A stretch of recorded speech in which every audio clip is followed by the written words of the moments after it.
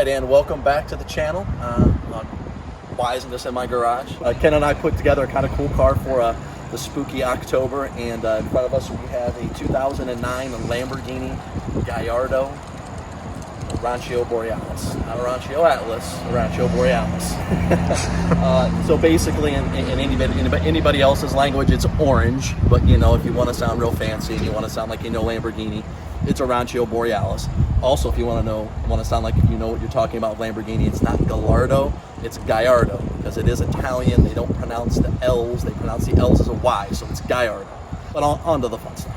So this is a 2009 Lamborghini Gallardo, and some of the cool things that happened in the second generation Gallardo are some of my favorite things. So one of the most notable things you'll see in the front is the headlights got updated. So now we have the updated headlights with the LEDs that go down the front. The bumper got a little bit of a makeover. You know, a lot of people said this was really when it kind of turned into a mini Aventador, and I agree with them. I mean, the front end of this, it does look a lot of Aventador DNA inside of there, which is not a bad thing. I think it's a great looking car. Coming down the sides, not a lot changed there, which I really didn't think needed to. This car wears the upgraded wheel, and this is the Callisto wheel, so it's a multi-piece wheel. A great wheel. I think it's an awesome look. They did add some ducting to the front bumper in 09, and of course in 09 now we call this the LP560, and 4 standing for all-wheel drive. So the 560 was a horsepower upgrade. Same 5.2 V10, but a little bit of a horsepower upgrade. These cars right now, in some of the reasons, not just because it's orange in October, some of the reasons I think we're showing this, and it gets back to that $100,000 to $150,000 price ranges. You know, this car's in a $120,000 price range. That's a lot of car for the money. This is a lot of look for the money. You know, you've got an amazing V10 engine, and we're going to let you listen to it on the startup. Amazing soundtrack. The car just really does a lot for a car enthusiast. I love this car. I was telling Ken as we were driving it back to do this film, I'm like, man, this is an amazing car. What an amazing spec. And there's some things inside that I like called the Q-Terra stitching or diamond stitching. Just some stuff we'll show you in the interior. But I mean, what a good value. So in the back side, again, we look at some major changes for the Gallardo in the second generation are the taillights. The taillights went from going up in a vertical motion to going horizontal, and now we have the LEDs, and we have the cool Lamborghini kind of like star design that I think Ken started with the Murcielago. The Murcielago taillights started that with this little tri-star design. Yep, and you saw it on the Revington too. Oh, the Revington, okay, correct. In the back, other than the taillights, you got a little bit of a revised bumper, but you know, this vehicle, of course, has a clear bonnet, and the clear bonnet allows you to see that awesome 5.2 liter V10, and what an amazing car. I mean, engine, soundtrack. You know, again, one of the cool things about this car, and a lot of people say it, I agree wholeheartedly, I think Lamborghini should look like Skittles. I think they should be green, they should be orange, they should be yellow, they should be cool. It should be like all the cool colors out of the Crayola crayon box, you know what I mean? They should be the cool stuff. Not that there's anything on black or white. I guess to me, in what I would put in my garage, you know, this would be a color. This would be the color I'd want. I'd want this, I'd want green, or Verde Ithaca. I'd want things like that. So let's get inside the car. We'll look at some of the options inside of it that we were talking about, and take it for a little drive.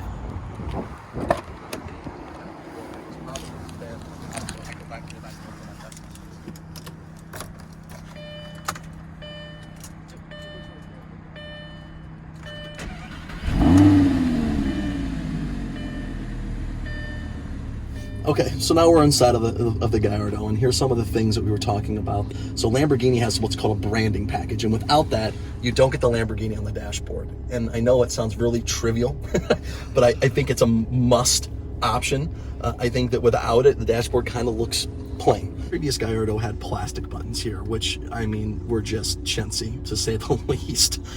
These are now a metal, which I think really classes up the interior, but also makes it a little bit more usable so they aren't breaking all the time. It also has what they call Q-Terra, which is the diamond stitching, and this actually went through the roof, which this is an additional option, and Ken will show you in the seats. It has a Q-Terra stitching and also on the side panels. Again, really cool. They also went with a deviated leather color. So the Rancho Borealis actually went into here where this is normally in a gray plastic, like right here. And they did the deviated stitching again, you know, throughout the car, which I think is just really cool, makes it pop. So this car has what we call, it's an E-gear car. So it is a single automated clutch disc, Kenan, correct? Yep, the single plate clutch. So single plate clutch, and you guys saw Kenan's video on those. There's somewhat of a unique way to drive these, but very easy. You start the car up, you select gear 1. You could put it in automatic if you'd like, which is the big A, but we're going to leave it in manual. We're going to take off. Okay. So, like we were talking about the soundtrack of this car, this V10, it's just, what a cool sound. I mean, what an amazing car to, on an October, fall day to just wind through the gears. I mean, just very visceral, very just amazing. Really, really cool, and again, putting this in that price point of 100 to 150, a lot of fun for the money, I mean, given that, the other cars you could be driving, this is a lot of fun for the money. One of the cool things I think that the Gallardo did in the second generation, well, even before that, but they started to make this standard. So this is our front end lift. A lot of cars make this, a non-standard option. This car it is standard now, which, Ferrari take note on that one. I think that these cars sitting this low should all come standard with it, but I guess I'm not an owner of a car manufacturer either, so we're going to put it back down, or it would go back down at speed. And again, the transmission of this car just really nice. Definitely not dual clutch, so you do get a little bit of a pause in between gears.